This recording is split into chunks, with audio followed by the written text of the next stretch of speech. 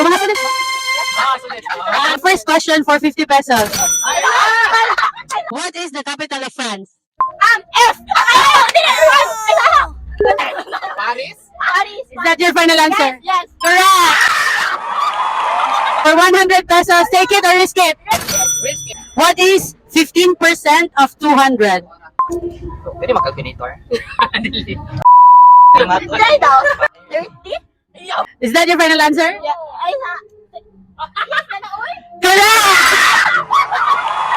Okay, for 150, take it or risk it. Isa kaset lang. Mahal isa kaset. Oh, yan na kaset ba? What is the smallest country in the world by land area?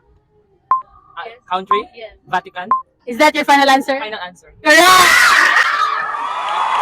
For 200, take it or risk it. Risk it! Ate!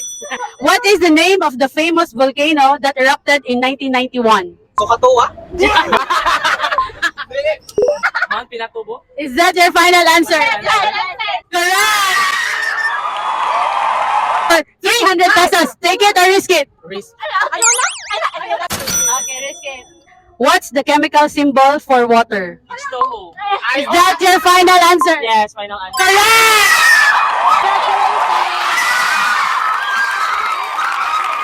Please like, share, and follow Barbie Single TV.